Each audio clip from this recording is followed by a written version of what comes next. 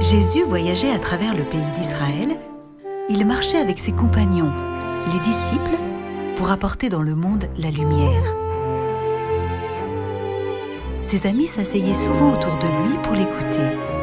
Jésus racontait des paraboles, des histoires qui font devenir grands. C'est l'histoire de la brebis perdue, dit Jésus. Ses disciples ouvrent grand leurs oreilles. Ils écoutent la parole de Jésus.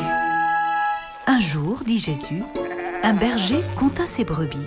1, 2, 3, 10, 70, 99.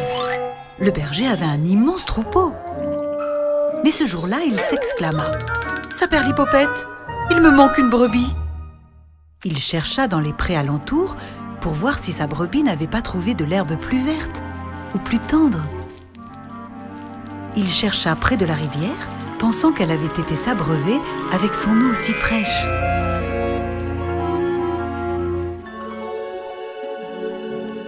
Il chercha dans la forêt et demanda aux écureuils s'ils n'avaient pas aperçu sa chère brebis perdue. Mais rien, il ne trouva rien. Tristement, il se dit « J'ai beau posséder un grand troupeau de bêtes, je ne serai jamais heureux si je ne retrouve pas ma brebis. » Alors le berger réfléchit, se gratte la tête, et puis il s'écrie « Il y a un endroit où je n'ai pas cherché !» Et aussitôt, il court vers la montagne. Il gravit les sentiers, cherche dans les ravins et les roches escarpées. Et tout à coup, il aperçoit celle qu'il avait perdue. La pauvre petite brebis a pris sa patte dans le creux d'un rocher. Le berger bondit à son secours et la libère de son piège en s'exclamant de joie. « J'ai retrouvé ma chère brebis !» Alors il met l'animal sur ses épaules et de retour chez lui, il fait une grande fête avec ses amis.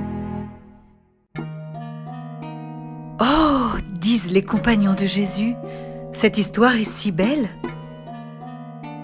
Mais pourquoi ce berger est-il allé si loin pour chercher une brebis alors qu'il en avait 99 autres? Jésus leur sourit et leur dit « Sa brebis avait besoin de lui pour être délivrée. » Le berger n'avait-il pas raison de laisser ses 99 autres bêtes pour aller chercher celle qui était perdue? Dieu votre Père est comme ce berger. Il veille sur chacun de vous. Il ne veut pas que l'un de vous soit un jour perdu.